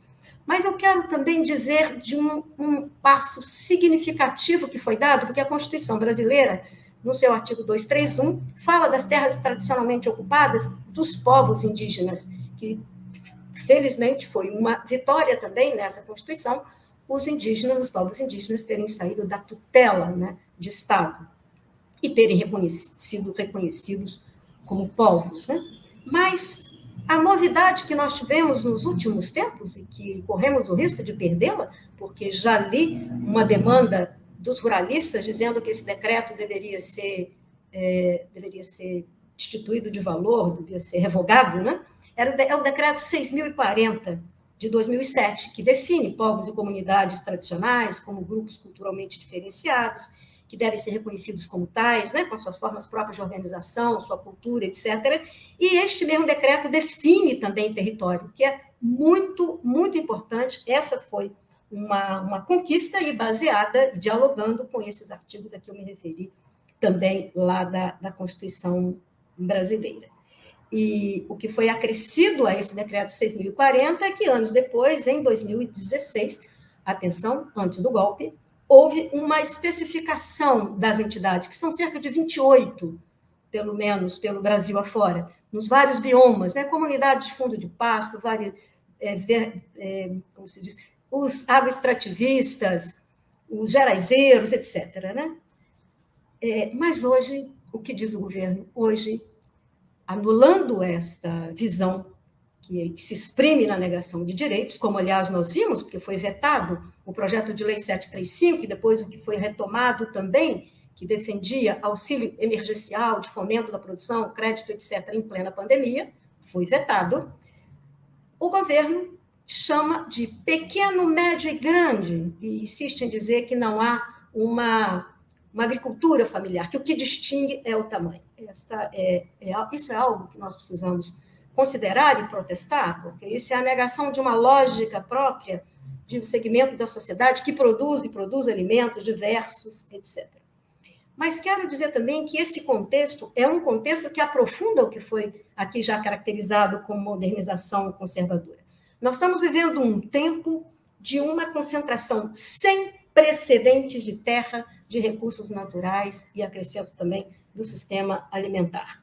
Nós temos uma paralisação de política de reconhecimento de direitos territoriais, falta de apoio à agricultura familiar, mas queria realçar que vivemos um tempo de flexibilização da legislação fundiária e ambiental, e não é possível avançarmos no debate sobre que sistemas alimentares queremos, que Brasil queremos, caráter da democracia que queremos assegurar, sem relacionar a questão fundiária com a questão ambiental. E nós precisamos exatamente perguntar a quem interessa a terra, a quem interessa a garantia dos direitos territoriais. Então, foi rápido demais, e eu quero dizer que, para terem uma ideia, nós temos no Brasil, do ponto de vista de terra pública, que são aquelas que estão sendo arrecadadas atualmente para o mercado, ainda existe cerca de 16% que não são conhecidas. Nós vivemos um verdadeiro caos fundiário nesse processo de concentração de terras. Eu vou apenas mencionar que há propostas no Brasil hoje, como o programa Titula Brasil, que diz respeito aos assentamentos da reforma agrária, propondo que eles sejam emancipados. Isso significa favorecer que a terra seja arrecadada também para o mercado, e retira desses agricultores que estão nesses assentamentos a possibilidade de acesso à política pública e aquelas modalidades próprias de crédito para essas populações. Mas nós temos também mecanismos de privatização dos bens comuns, porque aquelas modalidades de assentamento especiais, a exemplo dos projetos agroextrativistas, mas também do projeto de desenvolvimento sustentável, projeto de assentamento florestal, com relação a eles, há uma pressão também, e isso é resultado de uma lei que nós temos chamado uma lei de grilagem, a 13.465, que também é de período mais recente, de 2017, e no caso desses assentamentos, há uma pressão para que não se atribua a eles, não se recorra a um mecanismo que é do contrato de concessão de direito real de uso, que é o reconhecimento de formas coletivas. Essa complexidade de uso, de relação com a terra, com os bens da natureza, a forma de organização coletiva do trabalho, o entendimento dessas complexidades dos vários sistemas agrícolas no Brasil, nós precisamos trabalhar, entender progressivamente, porque é aí que reduz a possibilidade de ver exercido o princípio da diversidade, do respeito aos modos de vida dessas populações. Quero acrescentar que, dentre as medidas também de privatização, financiarização da terra, tem um programa chamado Adote um Parque, e atenção, que quem está se apresentando para adotar esse parque, que são unidades de conservação onde há comunidades, onde há quem protege a natureza, onde há quem produz com diversidade, quem está se associando agora nesses protocolos públicos de parceria público-privada são indústrias alimentícias, de produtos alimentícios. Então, a Heineken e outras mais já se apresentaram, né, como candidato, o Carrefour se apresentando como... E a Coca-Cola, se não me falha a memória, mais recentemente também para proteção de unidade de conservação. Vocês vejam que tem também um processo de privatização dessas unidades de conservação, que algumas delas são construções históricas de conquista desse campesinato que precisa ser reconhecido. Eu vou realmente finalizar para chamar a atenção do que considero fundamental, que é ampliar o sentido da economia. Nós precisamos entender, e isso tem repercussão também no censo, uma quantidade grande de estabelecimentos da agricultura familiar ficam muitas vezes fora do censo porque não se identifica, sob a alegação de que a mão de obra, de que o trabalho, a renda, vem fora da agricultura, da própria área de produção agrícola, esquecem de identificar que muito daquilo que é considerado miudeza ou que é secundarizado da produção, especialmente das mulheres, traz condições de ampliarmos o sentido da economia, que deve ser entendida, aliás, como nos diz também Polanyi e as economistas feministas, que a gente tem que trabalhar com os princípios de reciprocidade, princípio de doação, de autoconsumo, que dão um sentido ampliado para a economia. Por isso, pensar em reconstituir programas e políticas como estão sendo destruídos, a exemplo do Programa Aquisição de Alimentos, é fundamental. Não só nós precisamos reconstruir essas políticas, e essa tem um sentido especial, e quero dizer que não façamos uma leitura desses programas apenas do ponto de vista econômico, façamos também do ponto de vista social e cultural. Os vídeos que foram feitos pelas comunidades valorizando o Programa Aquisição de Alimentos, os seus títulos são muito significativos, porque eles falam de dignidade, eles falam de reconhecimento de sujeitos e tantos outros títulos, e junto, então, com esse processo, esse desafio de buscar reconstruir políticas, aperfeiçoá-las e acrescentar outras, Belli, que acaba de falar de uma fundamental, que é uma política de abastecimento alimentar, eu quero dizer que tenhamos a coragem cívica, a determinação,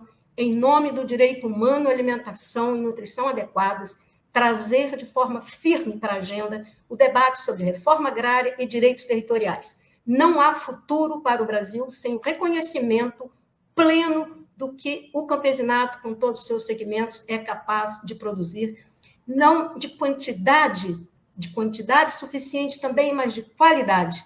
Enfrentar a fome é enfrentar junto a capacidade de alimentarmos com qualidade e diversidade, e não sermos tragados pelo adoecimento daquilo que o agronegócio produz. Muito obrigada.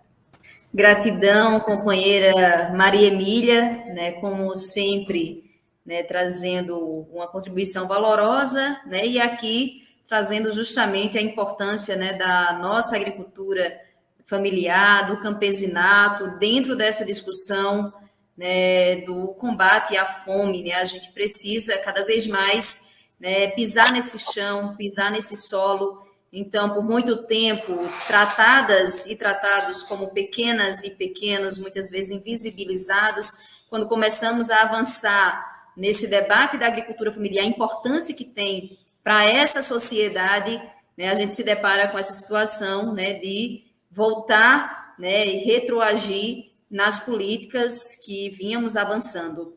Então, gente, estamos aqui novamente, todas, né, e todos, né, a Ana, a Maria permanece conosco, o Walter, o Arilson. Então, gente, tivemos agora, né, algumas perguntas, algumas interações do nosso público, e chega o momento, né, de poder a gente dar, né, um pouco esse retorno a partir, né, do que as pessoas que estão nos acompanhando até agora, né, trazem de algumas dúvidas ainda, algumas direcionadas, né, outras perguntas para esse conjunto, né, que aqui trouxe suas contribuições, e eu vou ler, né, todo o bloco. Peço que vocês fiquem atentas e atento, professor Walter. Se tiver alguma dúvida na hora da sua fala, é só perguntar, eu posso, né, evidenciar, mas eu vou ler esse bloco de perguntas, vocês fiquem aí ligadas e ligados, para poder ir notando, né, aquilo que cabe, algum comentário, tecer algum comentário sobre. Então, vamos lá, né, o professor Arilson está aqui conosco já. Temos pergunta direcionada para o professor Arilson, e a Elisane Marques, ela pergunta, né, pode explicar um pouco mais sobre o desemprego nas cidades do agronegócio? E por mais que o desemprego seja baixo, precisa analisar a qualidade desse emprego, né? Ela faz esse comentário. E mais uma pergunta: será em condições análogas à escravidão? O Gabriel, ele também pergunta para o professor Arilson, Gabriel Lui. Alguma pista sobre as outras variáveis que levam à qualidade de vida nos municípios onde há a soja predominante? Agora pergunta para o professor Walter. A Elisabetta Recine pergunta: quais seriam as principais ações de políticas públicas para uma política de abastecimento que amplie acesso físico e financeiro a alimentos saudáveis a regiões de baixa renda? Também, professor Walter, a Inês Rugani, ela faz uma pergunta parecida, que também coloca o seguinte: o que cabe, né, a cada esfera de governo na estruturação de uma nova política pública de abastecimento? E temos também, né, duas perguntas que são para todas e todos que aqui estão. A Denise Cidade Cavalcante pergunta: existe um mapeamento entre as áreas de plantio de soja e a população subnutrida ou sem acesso a alimento? E a Terezinha: gostaria de saber por que o arroz está tão caro, sendo que o Brasil é o segundo país maior produtor de arroz. E ela faz o comentário: aliás, né, está tudo muito caro, mas a produção de arroz, feijão e outros produtos produzidos aqui no nosso Brasil.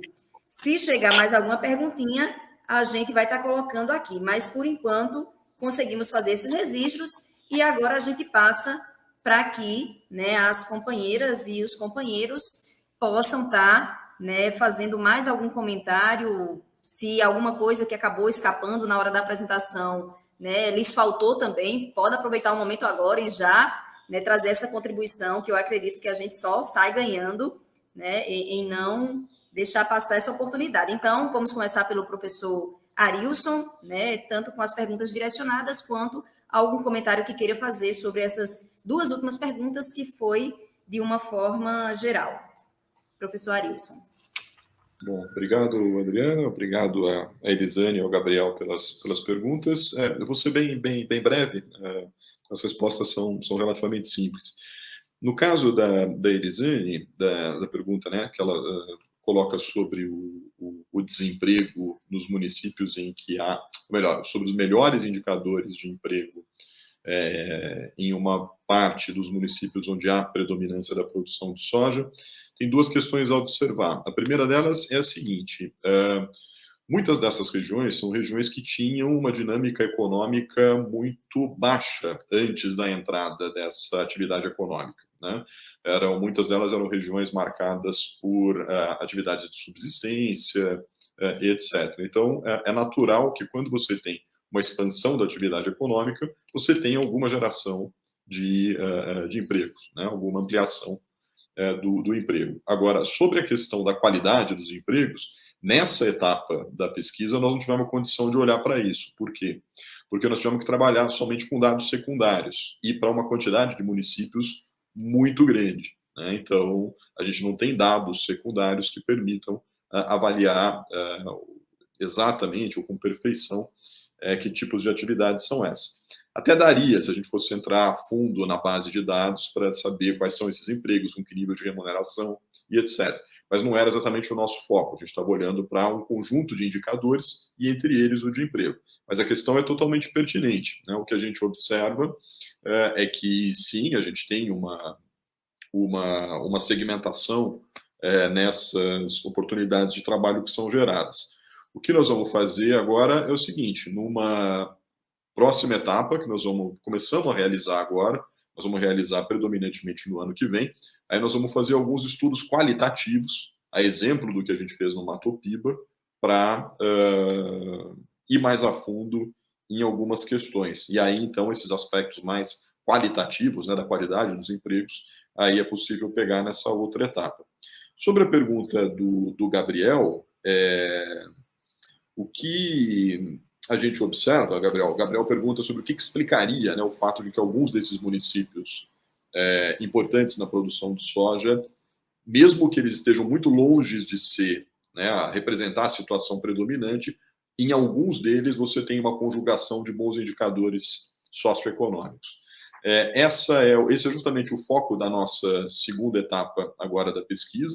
Nós estamos visitando, né, uma série de regiões produtoras, né, de soja no Brasil para tentar entender os determinantes da boa e da má performance dos municípios onde há produção de soja. Nós estamos trabalhando com 3 hipóteses, certo?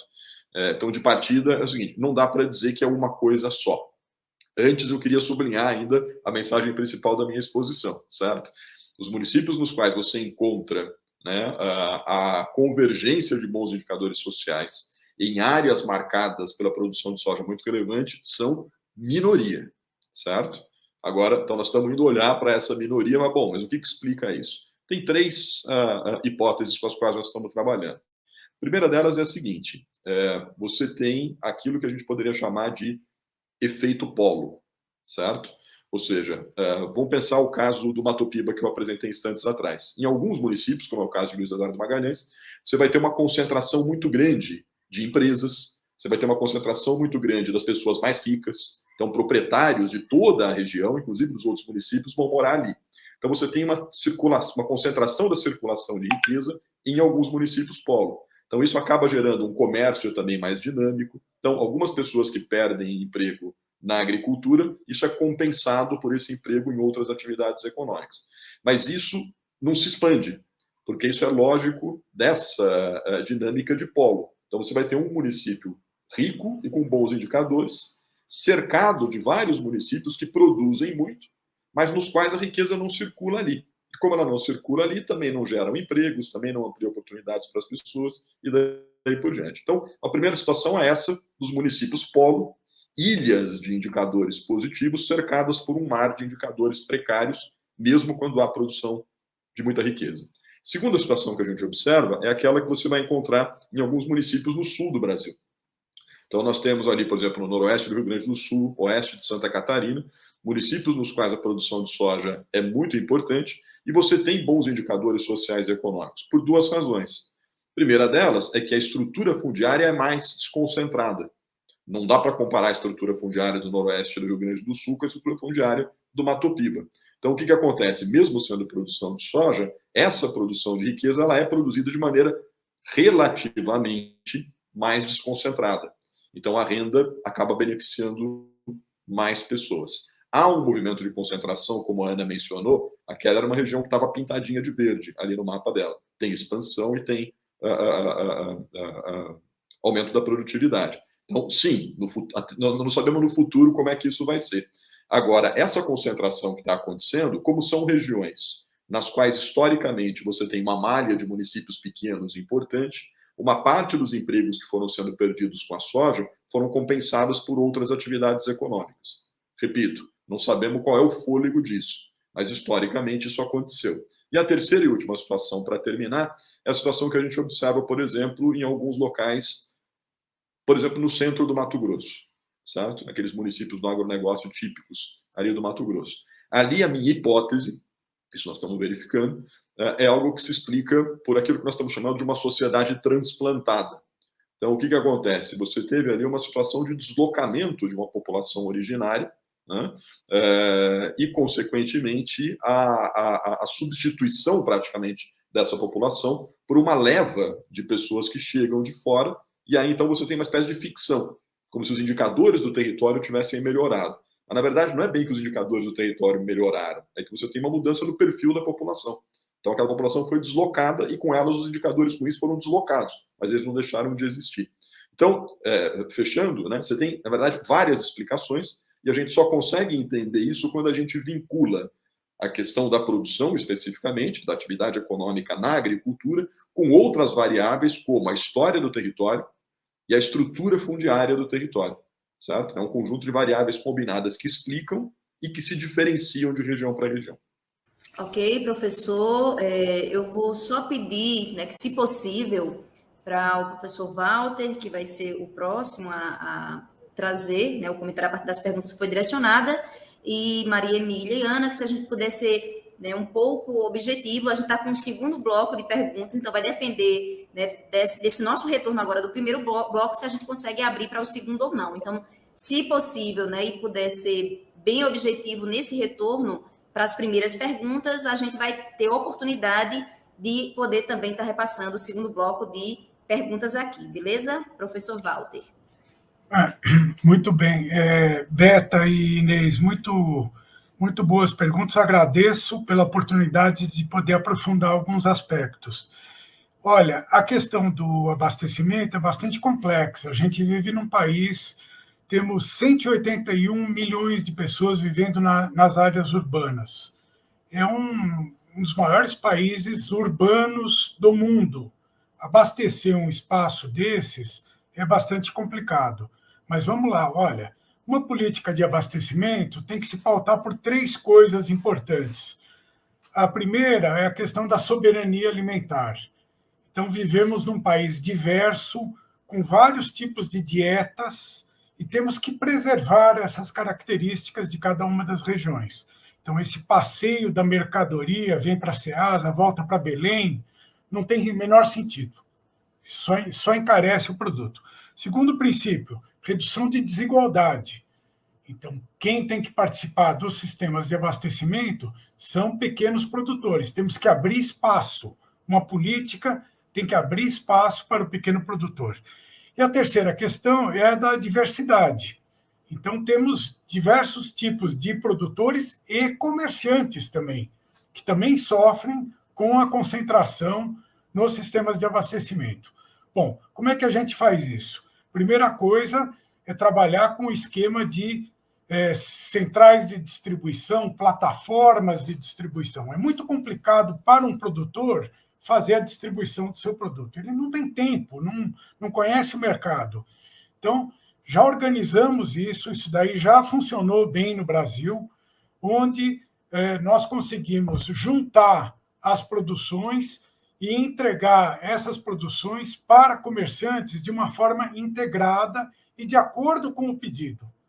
Mas isso daí, para ser feito, temos que trabalhar algumas questões importantes de modernização. A classificação de produto, as plataformas têm que ter câmara fria, tem que ter cadeia do frio de transporte, não dá para transportar em caminhão aberto um produto que vai servir ao abastecimento no momento seguinte, né? Então, a primeira coisa que nós temos que fazer é integrar esses pequenos produtores, os chamados circuitos curtos, com os sistemas de abastecimento. Isso pode ser feito principalmente no caso que a Inês chama a atenção, que são os municípios, as esferas, os pequenos municípios e essa esfera de governo municipal.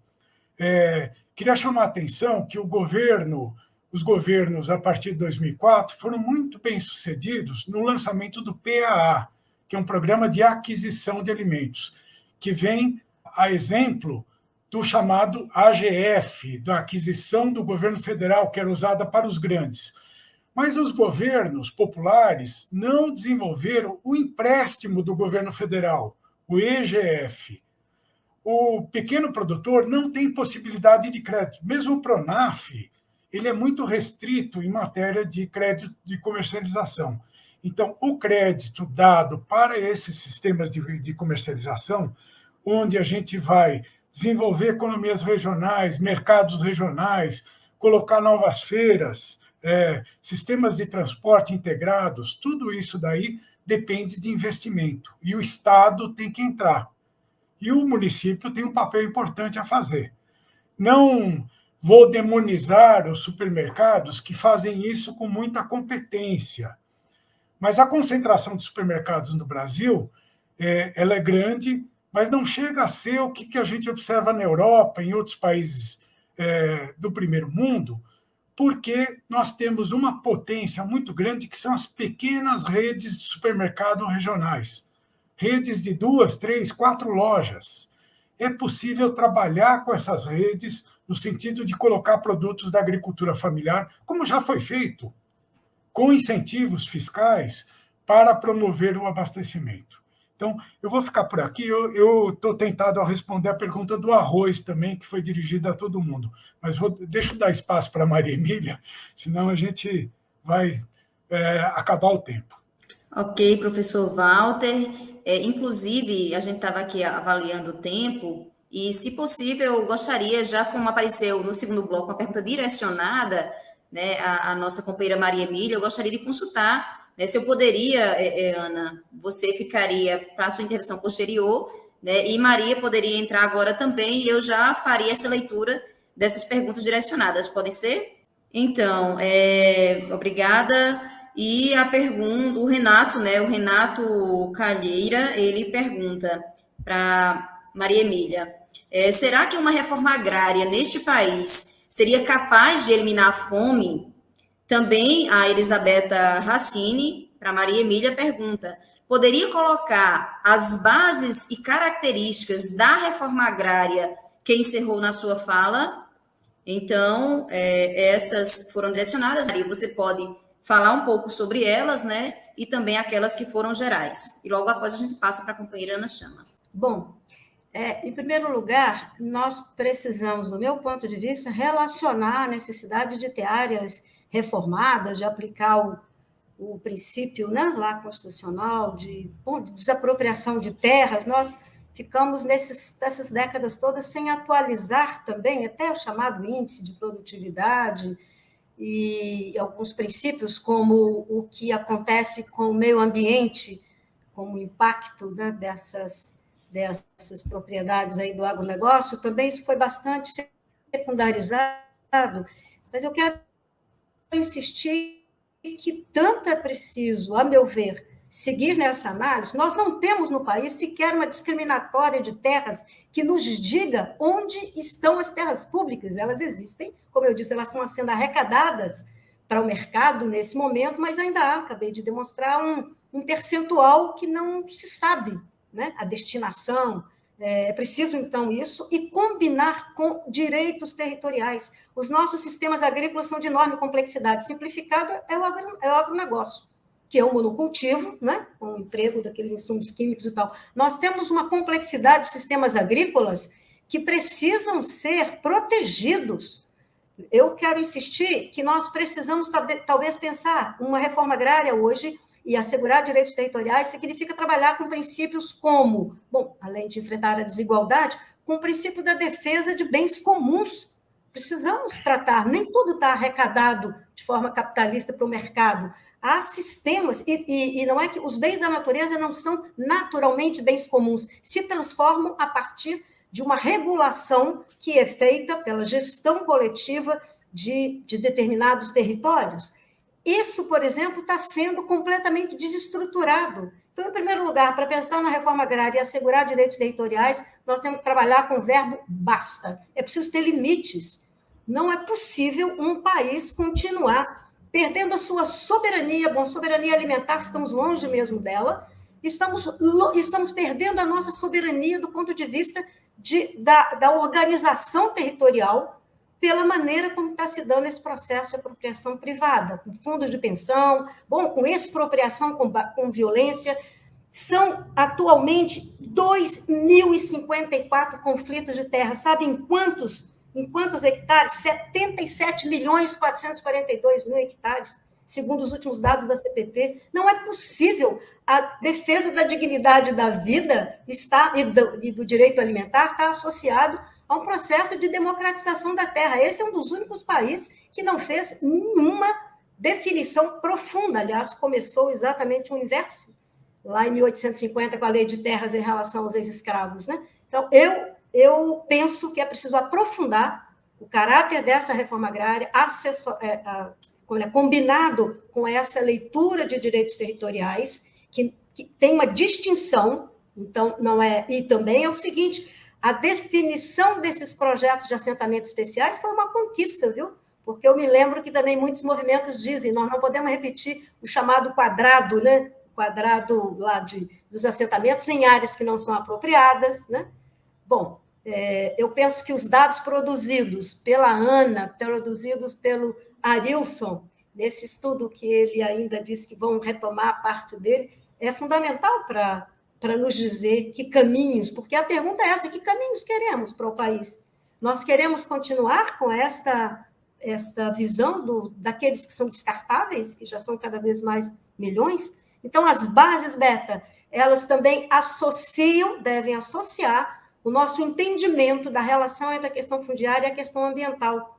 Porque para enfrentar a questão climática hoje, também temos que ver que esses mecanismos de compensação, eles também imprimem certos impactos para essas populações.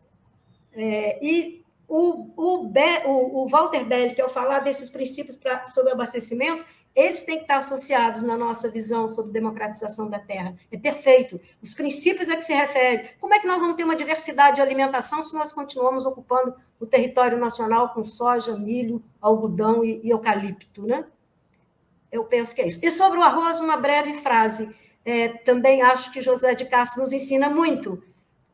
Retomar os estudos sobre os nossos biomas, a nossa geografia e como se movimenta a produção agrícola no Brasil é importante. O arroz hoje está mais concentrado no sul do Brasil, é o arroz irrigado, e é um arroz com uma quantidade, como se diz, com variedades poucas. Nós estamos perdendo as nossas variedades. Eu costumo dizer que, junto ao direito à alimentação, temos que defender o direito ao gosto. E o direito ao gosto só existe lá onde o alimento for saudável e onde nós pudermos ter a maior variedade possível de cada espécie.